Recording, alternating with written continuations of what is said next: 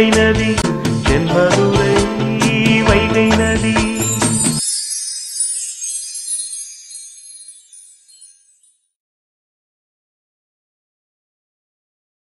என்னக்கா சொல்ற, நிஜமாவா?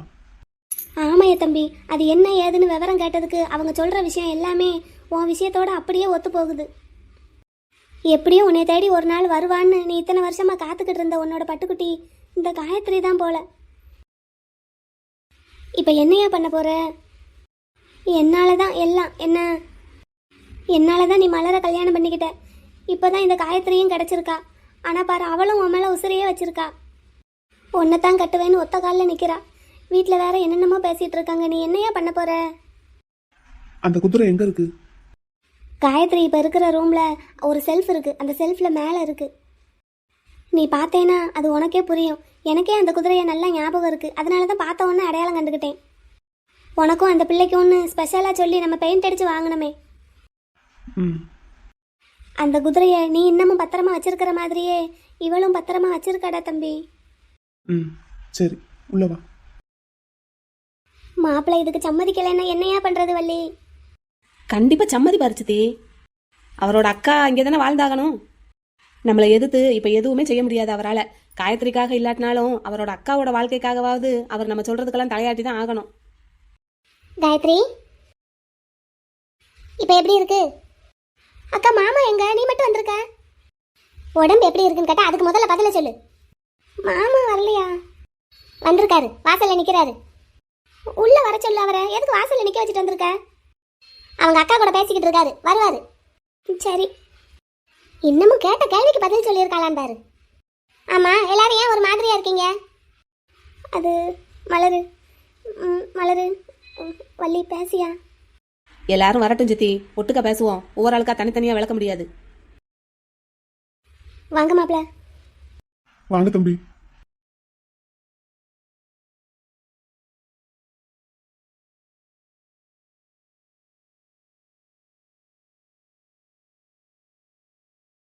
டேய் மலர், பார்ட்னர், ஏன்டா நின்றுட்டு இருக்கீங்க? உட்காருங்க. கோவமா இருக்கேன் பார்ட்னர். நல்லா தானடா வந்தீங்க, நல்ல மூடுல தானே வந்தோம். அது ஒண்ணும் இல்லை, நீங்க உட்காருங்க. வாங்க மாமா, வாங்க உட்காருங்க. வாங்க மாப்பிள்ள, வாங்க வந்து உட்காருங்க. சித்தி, ஒரு சேர் எடுத்து போடுங்க. அவர் கூப்பிடியா? கூப்பிட்டாச்சுல, சேர் எடுத்துட்டு வாங்க. கோபாலம் எப்போ வருவான்? தெரியாது. நீ தான் ஒரு போனை போடியா. வந்தாச்சு. அவன் சின்னவன் எங்க? அவன் வர்றதுக்குலாம் நேரம் ஆகுமா, போன் போட்டு சொல்லிட்டான். ஆமா, இப்ப என்ன கல்யாணமா பேச போறீங்க? அம்பிட்டு வரையும் கூப்பிட்டு வச்சு பேசுறதுக்கு அவளுக்கு அட்வைஸ் தானே பண்ண போறீங்க. அதுக்கு எதுக்கு சின்னவன்? அவனும் இருந்தா கொஞ்சம் வசதியா இருக்குமேன்னு பார்த்தேன். ஆமா, என்னத்துக்கு 78 பேரு? நம்ம இம்பிட்டு பேர் இருக்கோம், நம்ம சொல்லியே அவ கேட்கறது இல்ல. இனி அவன் வந்துதான் எல்லாத்தையும் நட்டமா நிறுத்த போறானாக்கும். அப்படியே அவன் சொன்னா மட்டும் இவ காட்டிட்டு மறுவேளை பாப்பா. சும்மா பேசுங்க. எப்படியும் அவ சொன்னது ஏதும் சாதிக்க போறா. சித்தப்பா, நீங்க வாங்க பேசுங்க. நீயே பேசியா வள்ளி? நீங்க தான் வீட்டுக்கு பெரியவங்க சித்தப்பா, நீங்க வாங்க பேசுங்க. உடம்பப்பட்டவர் நீங்க தானே, வாங்க. ஆனா காயத்ரி கிட்ட பேசணும்னு முதல்ல ஆரம்பிச்சவர் மாப்பிள்ள தானே. அவர் முதல்ல பேசட்டும். மாப்பிள்ள, நீங்க பேசுங்க மாப்பிள்ள. இவ்வளவு பேர் ஏதோ பேசுறதுக்கு ரெடியா இருக்கும்போது நான் என்னத்த பேசுறது? இல்ல, நீங்க தானே வீட்டுக்கு வந்து பேசிக்கலாம் எதுனாலும் அப்படின்னு சொல்லி அவளை சமாதானப்படுத்துனீங்க. பேசுங்க மாப்பிள்ள. நாங்க எதுவும் சொன்னா கூட கேட்க மாட்டோம். நீங்க சொன்னா கேட்கறாளோ என்னமோ. காயத்ரி மாமா, எதுக்குமா முதல்ல இப்படி ஒரு வேலையை பண்ணீங்க? உங்களை பெத்தவங்களை கொஞ்சமாவது நினைச்சு பாத்தீங்களா? எனக்கு எல்லாரையும் விட நீங்க தான் மாமா நினைக்கிறதுக்கு முக்கியமா இருக்கீங்க. நீங்க இல்லாத ஒரு வாழ்க்கையை என்னால நினைச்சு கூட பார்க்க முடியல. அதான் நீங்களும் வேண்டான்னு சொன்னதுக்கு அப்புறம் எதுக்கு இந்த உலகத்துல இருக்கணும்னு. அதான் அதனாலதான் உசுரை விட்டுறலான்னு முடிவு பண்ணிட்டேன். ஓ, சரிம்மா. மலர், கிளம்பலாமாடா? நாளப்பனா இன்னொரு தடவை வந்து ஆப்பிளோ ஆரஞ்சோ வாங்கி கொடுத்து பார்த்துட்டு போலாம். என்ன அவ்வளவுதானா? அவ்வளவுதான். நாங்க வேற என்ன பண்ண முடியும்? தம்பி. என்னம்மா? பாட்டிமா எதுக்கு அழுதுட்டு இருக்கீங்க? ஒண்ணும் இல்ல. சித்தப்பா பேசுங்க. தம்பி, மாப்பிள்ள உட்காருங்க சார். எதுக்கு நின்றுட்டே இருக்கீங்க? வெளியே இருந்து வந்த என்ன உட்கார வச்சுட்டீங்க, நீங்க நின்றுட்டே இருக்கீங்களே. பரவாயில்ல தம்பி, உங்ககிட்ட ஒரு விஷயம் கெஞ்சி கேட்கணும், பிச்சையா கேட்கணும். என்ன விஷயம்? இந்த விஷயத்த முதல்ல கேள்விப்பட்டதும் எங்களுக்கு ரொம்ப அதிர்ச்சியா, அசிங்கமா, அவமானமா தான் இருந்தது. எங்க பிள்ளைக்கு நாங்களே விஷம் வச்சு கொள்ளுவோம்லாம் சொல்லி திட்டிக்கிட்டு இருந்தோம், அடிச்சோம், என்னென்னமோ பண்ணோம். அவ எதுக்கும் அடங்கல, உங்களுக்காக உசிரையே கொடுக்க துணிஞ்சிட்டா. எப்படியோ யார் செஞ்ச புண்ணியமோ சரியான நேரத்துல பார்த்து பிள்ளைய காப்பாத்திட்டோம்.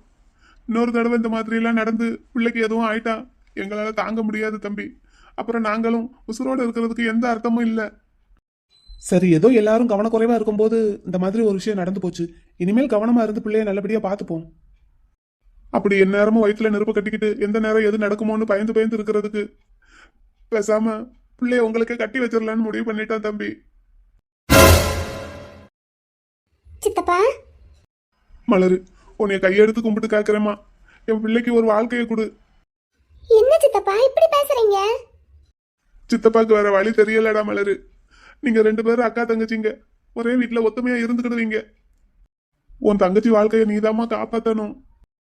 சித்தப்பா, மாப்பிள்ள ஆபீஸ்க்கு நம்ம 2 பேரும் போய் பேசினப்ப மலரை பத்தி அவர் எவ்வளவு சொன்னாரு, அதையெல்லாம் கேட்டதுக்கு அப்புறமும் இப்படி ஒரு வார்த்தையை அவர்கிட்ட கேட்கறதுக்கு உங்களுக்கு எப்படி மனசு வருது?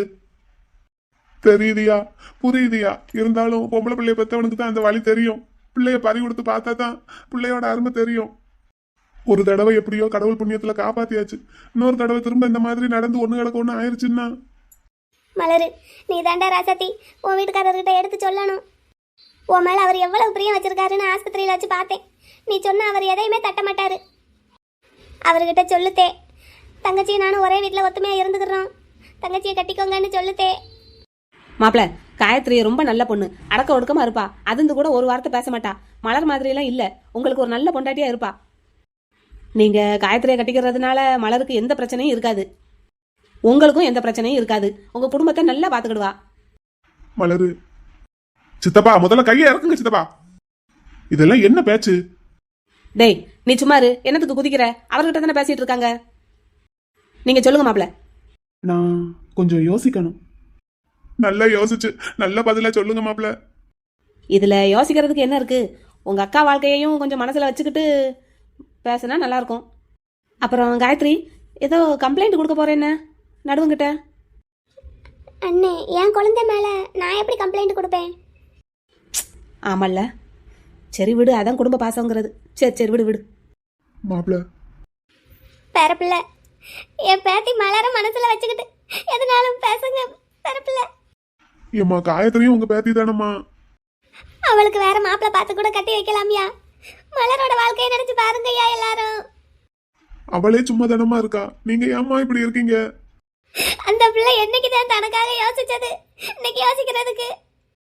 எத்தே, கொஞ்சம் அமைதியா இருங்கத்தே. தம்பி, நீ எனக்காக பார்க்காத, யாருக்காகவும் பார்க்காத. உன் மனசுல என்ன தோணுதோ, உனக்கு எது சரின்னு படுதோ அதை செய். அதப்படி அவருக்கும் மனசாட்சின்னு ஒன்று இருக்கும்ல. தன்னால ஒரு பொண்ணோட உயிர் போகுதுன்னா அதை பார்த்துக்கிட்டு சும்மா இருக்க முடியுமா அவரால்? இன்னொரு பக்கம் அக்காவோட வாழ்க்கை, அதுபோக இன்னொரு பக்கம் காயத்ரியை மன உளைச்சலுக்கு ஆளாக்கி தற்கொலை வரைக்கும் தூண்டுனதுக்கு அவர் தம்பி மேலே கூட கேஸ் கொடுக்கலாம். ஆனால் என் தங்கச்சி வேண்டான்ட்டா. அவளுக்கு இருக்கிற நல்ல மனசு எனக்கு கூட இல்லை. அப்படிப்பட்ட ஒரு பொண்ணை விட்டு வைக்கிறதுக்கு அவருக்கு என்ன மனசா வரும்? அதுவும் அந்த பொண்ணு அவர் மேலே உசிரியா வச்சிருக்குங்க போது. பெரியவனே, நீ பேசுறது ஒன்றும் சரியில்லை. அவர் சரியா தான் பேசுறாரு, விடுங்க, அவரையே திட்டுறீங்க. மாப்பிள, உங்க காலில் விழுந்து கெஞ்சி கேட்குறேன் மாப்பிள. வேண்டாம் வேண்டாம், நீங்க என் காலில் எல்லாம் விழ வேண்டாம். நான் காயத்ரிய கல்யாணம் பண்ணிக்கிறேன்.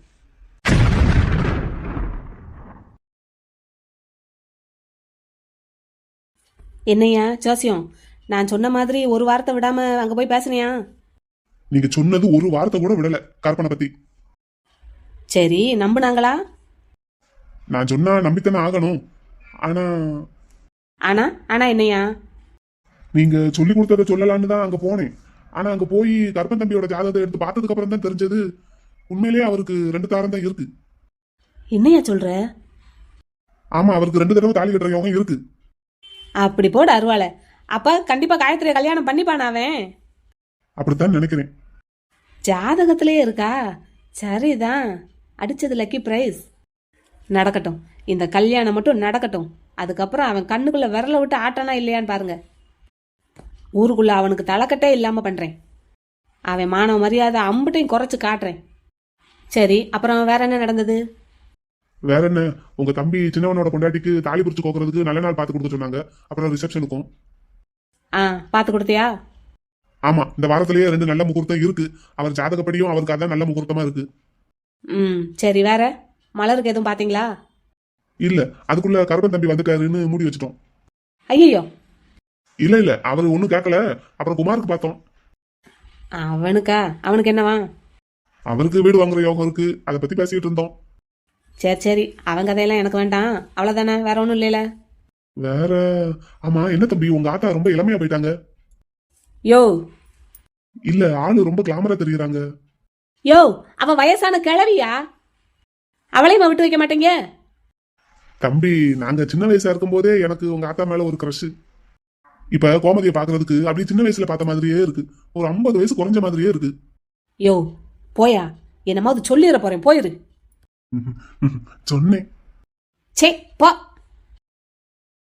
கிழவிய கூட விட்டு வைக்க மாட்டானுங்க போல. அப்படின்னா கருப்பனுக்கு 2 தாரம்னு ஜாதகத்திலே இருக்கா? முடிச்சிருவோம். கோமதி, பர்த்டேவுக்கு என்ன ட்ரெஸ்? அதான் அன்னைக்கு போய் எடுத்தோம்ல, அதுல ஒரு சுடிதார் எடுத்து போட வேண்டியதுதான். கேக்கு அந்த ஒயிட் பாரடைஸ் கேக்கே வாங்கி வெட்டுவோமா? ஓகே, ஆர்டர் போட்டுடலாம். எனக்கு இது 71வது பர்த்டே. அப்படின்னா 71 கிலோவில் கேக்கு சொன்னா எப்படி இருக்கும்? ஏய் அத்தோ இங்க பாரு, ரொம்ப ஓவரா பண்ற பாத்துக்கோ. What grandson? இங்க இரு, முதல்ல இந்த அரகுற இங்கிலீஷ் நிறுத்து. கேட்கறதுக்கே சகிக்கல, கன்றாவியா இருக்கு. ஏன் நீ மட்டும்தான் இங்கிலீஷ் ஸ்டைலாக பேசுவியோ? நானும் தான் பேசுவேன். சரி, 71 கிலோ கேக் ஆர்டர் பண்ணுறதுக்கு நம்ம ஊரில் கடை இருக்கா? 71 கிலோவில் கேக் இல்ல, பாறாங்கல்ல தான் கிடைக்கும். பரவாயில்லையா? நோ, அதை எப்படி கட் பண்ணி சாப்பிட்றது, எல்லாருக்கும் கொடுக்கறது?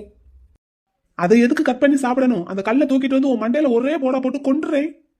நோ, அப்புறம் பர்த்டே டெத்டேயா மாறிடும். போய் சேரு, இருந்து என்னத்தை சாதிக்க போற? நோ கிராண்ட்சன், நான் சாதிக்க வேண்டியது இன்னும் நிறைய இருக்கு. அப்படி என்ன இருக்கு? என் பேரன் பெரியவனுக்கு, உனக்கு, என் பேத்திக்கு எல்லாருக்கும் பிள்ளை பிறந்ததுக்கு அப்புறம் அந்த பிள்ளைய தூக்கி கொஞ்சி நல்லபடியா வளர்த்து ஆளாக்கி அவங்களுக்கும் ஒரு கல்யாணத்தை முடிச்சு வச்சு அப்புறம் அவங்களுக்கும் பிள்ளைங்க பிறந்து. ஆமா, இதுக்கு நடுவுல அந்த பிள்ளைங்களை பள்ளிக்கூடத்துக்கு அனுப்பி படிக்க வைக்கணுங்கிற நினைப்பெல்லாம் வரல? அதெல்லாம் உங்க வேலைடா, அப்புறம் எதுக்கு பிள்ளைய பத்துக்கிறீங்க? அப்ப கல்யாணம் முடிச்சு வைக்கிறது மட்டும்தான் உன் வேலை. அதுக்கு தானே வீட்டுக்கு பெரியவன்னு ஆத்தா இருக்கேன். சரி, நீ கொஞ்ச நேரம் shut up your mouth. Saroja. சொல்லு. என் பர்த்டே அன்னைக்கு நம்ம ஃப்ரெண்ட்ஸ் எல்லாருக்கும் என் வீட்டில் பார்ட்டி, ஓகேவா? ஓகே.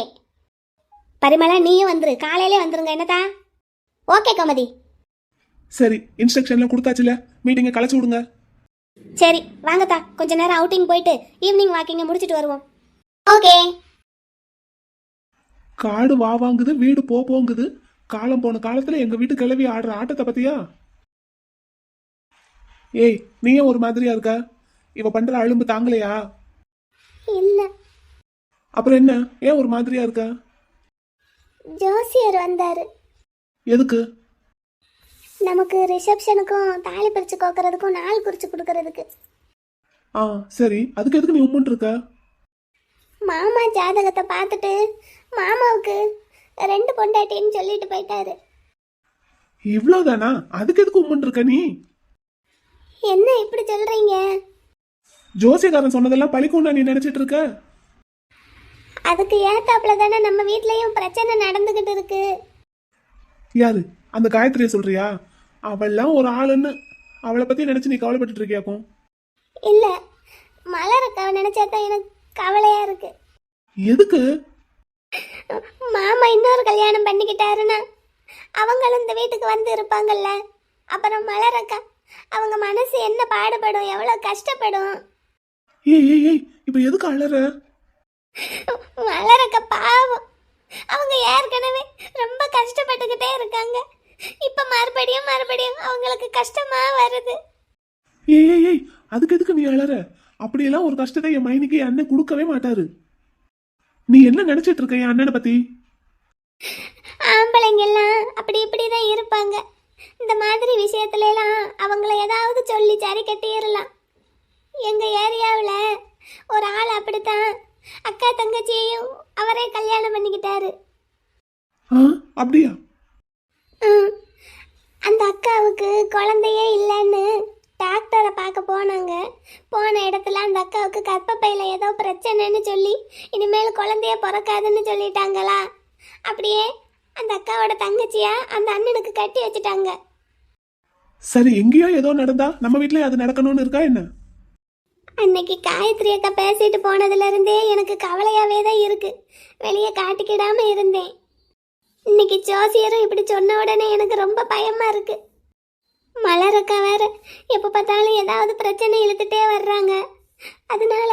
அதனால உங்க வீட்டில் இருக்கிறவங்க எல்லாரும் சேர்ந்து பேசி வச்சு காயத்ரி அக்காவை மாமாவுக்கு கட்டி வச்சுட்டாங்கன்னா. எங்க வீட்ல இருக்கிற ஆளுங்களை பத்தி நீ என்ன நினைச்ச? இல்ல என் அண்ணனை பத்தி தான் என்ன நினைச்ச?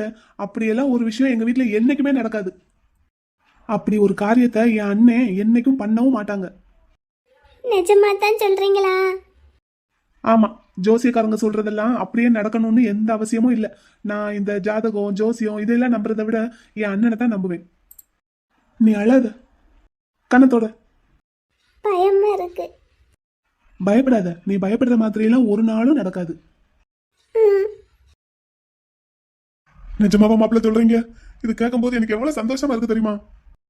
நிஜமாவே நீங்க காயத்ரியை கல்யாணம் பண்ணிக்கிறதுக்கு சம்மதிக்கிறீங்களா?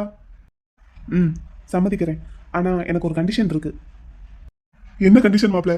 எதுவானாலும் பரவாயில்ல, சொல்லுங்க, செஞ்சு கொடுத்துருவோம். இல்ல, இப்போ நான் காயத்ரியை கல்யாணம் பண்ணிக்கிட்டா 2ஆம் தாரம் தானே அவங்க. ஆமா, அதனால என்ன? இல்ல, உங்களுக்கு ஒண்ணும் இல்ல, ஆனா எனக்கு மனசு உறுத்தும்ல. இதுல என்ன மாப்பிள்ள இருக்கு உறுத்துறதுக்கு? இல்லங்க, என்ன இருந்தாலும் நான் காயத்ரிக்கு செகண்ட் ஹேண்ட். காயத்ரி எனக்கு அப்படி இல்ல. அதனால என்ன மாப்பிள்ள, இதுல என்ன இருக்கு? அவ ஆசைப்பட்டுட்டால. இருந்தாலும் எனக்கு மனசு உறுத்துது கொஞ்சம். அப்படியெல்லாம் நீங்க ஒன்னும் நினைக்காதீங்க. சரி, அப்படியே நீங்க நினைக்கிறீங்கன்னா அதுக்கு என்ன செய்ய முடியும்? பண்ணலாம். என்ன பண்ணலாம் மாப்பிள்ள, சொல்லுங்க, என்ன வேணாலும் பண்ணிடுவோம். இப்போ எனக்கும் மலருக்கும் கல்யாணம் ஆகி ஒரு 2 மாசம் போல ஆயிடுச்சு. ஆமா, நான் வேற ஊரை கூட்டி கல்யாணம் பண்ணிட்டேன். சரி, அதனால என்ன? அப்ப ஊரை கூட்டி கல்யாணம் பண்ணதுனால இப்ப சிம்பிளா பண்ணணுங்கிறீங்களா? பரவாயில்ல, பண்ணிடுவோம். உங்க விருப்பம் எப்படியோ அப்படியே செஞ்சிருவோம். அப்படியா? அப்படின்னா நான் எப்படி ஊரை கூட்டி மலரை கல்யாணம் பண்ணிக்கிட்டனோ அதே மாதிரி காயத்ரிக்கும் ஊரை கூட்டி ஒரு கல்யாணம் பண்ணணும். மாப்பிள்ளையா நீங்களே இருங்க. மாப்பிள்ள என்ன சொல்றீங்க? காயத்ரிய, அதாவது உங்க பொண்ணை நீங்களே கல்யாணம் பண்ணிக்கோங்க சார். ஒரு 2 மாசம் கழிச்சு எனக்கு கட்டி வச்சிருங்க. அப்படி நீங்க பண்ணிட்டீங்கன்னா நானும் காயத்ரிக்கு செகண்ட் ஹேண்ட் ஆயிடுவேன், காயத்ரியும் எனக்கு செகண்ட் ஹேண்ட் ஆயிடுவாங்க. ஈக்குவல் ஆயிடும். யோ, என்னையா பேசிட்டு இருக்க? இல்லங்க, ஏன் கோவப்படுறீங்க? நான் எதுவும் தப்பா பேசிட்டேனா? நான் அந்த பிள்ளைக்கு அப்பாயா, பெத்த அப்பா. இப்படி பேசுனதுக்கு என்னை செருப்பாலே அடிச்சிருந்திருக்கலாம். நீங்க அந்த பொண்ணுக்கு அப்பான்னா அப்ப நான் யாருங்க? ரத்த பந்தத்தால நீங்க காயத்ரிக்கு அப்பான்னா உறவு முறையால நானும் அப்படித்தான். நான் அந்த பொண்ணை 2ஆம் தரமா கட்டிக்கலாம்னா நீங்களும் அந்த பொண்ணை 2ஆம் தரமா கட்டிக்கலாம். அப்புறம் என்ன சொன்னீங்க? நான் உங்களை செருப்பால அடிக்கிறதா? நான் எதுக்குங்க அதை பண்ணணும்? நீங்களே தான் பண்ணிக்கிட்டு இருக்கீங்களே அதை. ஒருத்தனுக்கு தான் அண்ணன் பொண்டாட்டி மைனிங்கிறவங்க அம்மா மாதிரி, தம்பி பொண்டாட்டி கொழுந்தியாங்கிறவங்க தான் பொண்ணு மாதிரி, அக்கா புருஷன் அப்பா மாதிரி, தங்கச்சி புருஷன் தன் புள்ள மாதிரி. அவன் தாலி கட்டின பொண்டாட்டியோட அக்கா அவனுக்கு அம்மா மாதிரி, அவனோட தங்கச்சி அவனுக்கு பொண்ணு மாதிரி. கூப்பிடுற உறவு முறை வேணா வேற மாதிரி இருக்கலாம், ஆனா பாக்குற பார்வை எப்பவும் இப்படித்தான் இருக்கணும். அப்படி சொல்லிதான் எங்க வீட்டுல என்ன வளர்த்துருக்காங்க. உங்க பொண்ணோட பார்வை ஆரம்பத்துல இருந்தே தப்பாதான் இருக்கு. சரி, வயசு கோளாறு போக போக சரியா போயிடும் நான் நினைச்சேன். ஆனா சரியா போகல, இன்னும் தீவிரமா தான் ஆகிட்டு இருக்கு. அந்த நினைப்புக்கு நீங்க எல்லாருமே சேர்ந்து கொம்பு சீவி விட்டுட்டு இருக்கீங்க. நீங்க மட்டும் மனசு வச்சிருந்தா உங்க பொண்ணு மனசுல இருக்கிற இந்த தப்பான எண்ணத்தை ஆரம்பத்திலேயே அழிச்சிருந்திருக்கலாம்.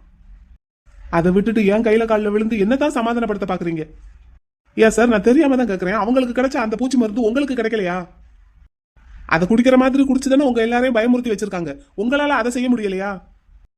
இந்த மாதிரி அப்பாவையும் அம்மாவையும் அவமானப்படுத்தினா நாங்க 2 பேரும் இந்த மாதிரி செத்து போயிருவோம்னு நீங்க ஏன் சார் அந்த பொண்ணை பயமுறுத்தல? நீங்க இல்லாம அந்த பொண்ணு எங்க சார் போகும்? ஒருத்தர் பாக்கி இல்லாம மாத்தி மாத்தி அந்த பொண்ணை கொஞ்சிக்கிட்டு இருக்கீங்களே. என் பொண்டாட்டிய பத்தி யாராவது ஒரு ஆள் ஒரு நிமிஷம் நினைச்சு பாத்தீங்களா?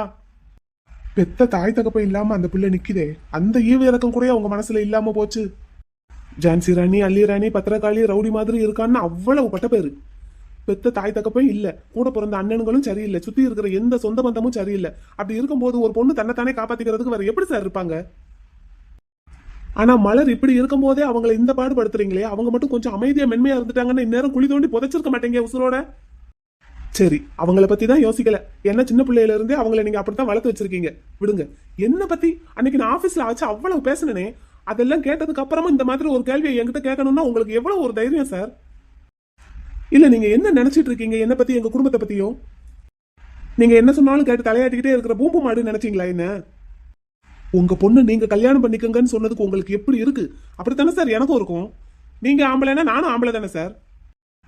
என்ன பார்த்தா பாக்குற பொண்ணையெல்லாம் பொண்டாட்டி ஆக்கிக்கிற மாதிரி தெரியுதா? உங்க பொண்ணுக்கு மட்டும்தான் மனசு இருக்கு, அதுல ஃபீலிங்ஸ் இருக்கு. எனக்கு இல்ல, என் பொண்டாட்டிக்கு இல்ல. அப்படித்தானே? இந்தாமா காயத்ரி. மாமா மாமாதாம்மா, மாமாதான், உன் மாமாவே தான்.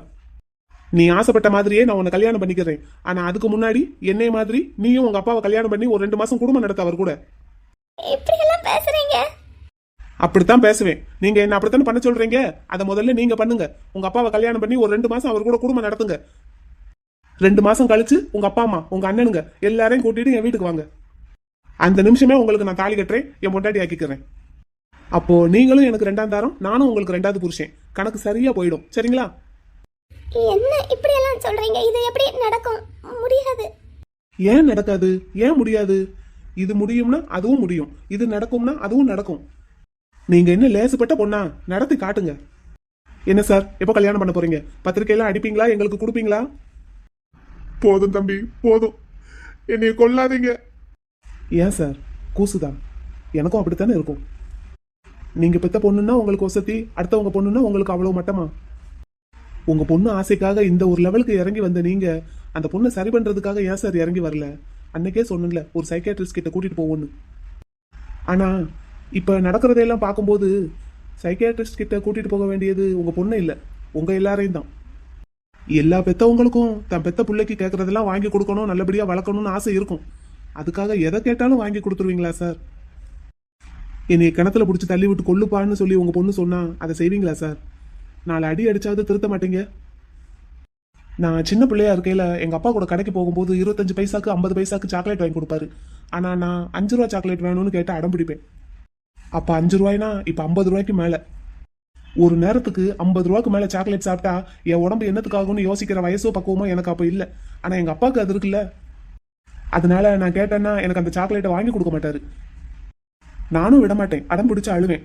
ஆனா எனக்கு அது சரியா வராது, உடம்புக்கு சேராதுன்னு எங்க அப்பாவுக்கு தெரியும். அதனால என்ன 4 சாத்து சாத்தி தரன்னு வீட்டுக்கு இழுத்துட்டு வருவாரு. அப்போ எனக்கு எங்க அப்பா வில்லனா தான் தெரிஞ்சாரு.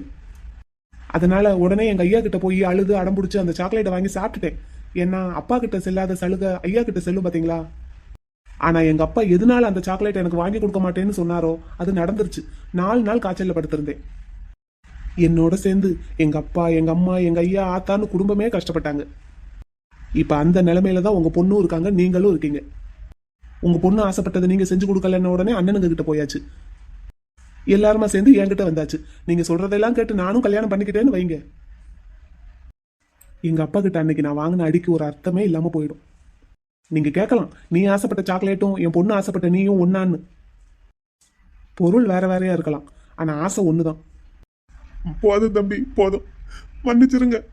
நான் பண்ணது எவ்வளவு பெரிய முட்டாள்தனம், அயோக்கியத்தனம்னு எனக்கு புரிய வச்சுட்டீங்க. மன்னிச்சிடலாம் சார், ஒரு பொண்ணுக்கு அப்பாவா மன்னிச்சிடலாம். ஆனா ஒரு மனுஷனா உங்களை மன்னிக்கவே முடியாது. உங்களை மட்டும் இல்ல, உங்க குடும்பத்துல இருக்கிற யாரையுமே இந்த விஷயத்துல என்னால மன்னிக்கவே முடியாது. தம்பி போதும், உங்க குடும்பத்தோட ஒட்டு உறவு எல்லாம் போதும். என் பொண்டாட்டிக்கு பிறந்த வீட்டு சொந்தம் யாருமே இல்லைன்னு நான் நினைச்சுக்கிறேன். யாருமே வேண்டாம், அவங்களுக்கு எல்லாமாவும் நான் இருக்கேன். பாட்டிமா, இப்படியெல்லாம் பேசிட்டேனேன்னு என் மேல கோச்சுக்காதீங்க. நீங்க கோச்சுக்கிட்டாலும் பரவாயில்ல. ஆனா நான் சொன்னதுதான். மலருக்கு இனிமேல் அண்ணனுங்க, சித்தி, சித்தப்பா, தங்கச்சின்னு யாருமே கிடையாது. அப்படி ஒரு உறவுன்னு நீங்க எல்லாம் இருக்கிறதுனால தான் அந்த பிள்ளையை போட்டு இந்த பாடுபடுத்துறீங்க. அவங்களுக்கே இந்த உறவு எதுவுமே இல்லைங்கிறப்போ எனக்கும் இந்த உறவு எதுவுமே கிடையாது. உறவுன்னு இருந்தா தானே மாமா மச்சான் ஆசைப்பட்டேன் கல்யாணம் பண்ணிக்கோன்ட்டு வருவீங்க. அதுக்கெல்லாம் இனிமேல் நான் என்னைக்கும் இடம் கொடுக்க மாட்டேன். அதையும் மீறி இல்ல நான் உன்னைத்தான் கல்யாணம் பண்ணிக்குவேன், இல்லைன்னா உசுரை விட்டுருவேன்னா நான் சொன்னதை செஞ்சுட்டு என் வீட்டு வாசக்கதவை தட்டுங்க, கல்யாணம் பண்ணிக்கிறேன் உங்க பொண்ணை. அதெல்லாம் முடியாது. நீ சொல்ற எதையும் நான் கேட்க மாட்டேன், நான் சொல்றதான் நீ கேட்கணும்னு மறுபடியும் உங்க பொண்ணு ஏதாவது விஷம் குடிச்சதுன்னா செத்ததுக்கு அப்புறம் தகவல் சொல்லுங்க. நானும் என் பொண்டாட்டியும் ஒரு மாலையை வாங்கிட்டு வர்றோம். இல்ல என் சாவுக்கு நீ தான் காரணம்னு உங்க பொண்ணு எழுதி வச்சுட்டு செத்தாலும் எனக்கு அதை பத்தி கவலை இல்லை. சட்ட ரீதியா அதை எப்படி பாத்துக்கணுமோ நான் பாத்துக்கிறேன். மலர், வாடா போலாம். அக்கா, நீ என் கூட வா. போலாமாடா? அக்கா, இன்னும் என்ன நின்றுட்டு இருக்க? வா. மாப்பிள்ள, எங்க கூப்பிடுறீங்க? அக்கா உன்னை தான் கூப்பிட்டேன், கிளம்பி வா. தம்பி எங்கடா? நம்ம வீட்டுக்கு போலாம். இந்த குடும்பத்துல நீ வாழ்ந்ததெல்லாம் போதும், கிளம்பு வா. மாப்பிள்ள, அக்கா உன்னை வான்னு சொன்னேன். ஷாலினி அக்கா இங்க இரு, கிளம்பி வா என் கூட. ஷாலினி முன்னாடி நடங்கடா.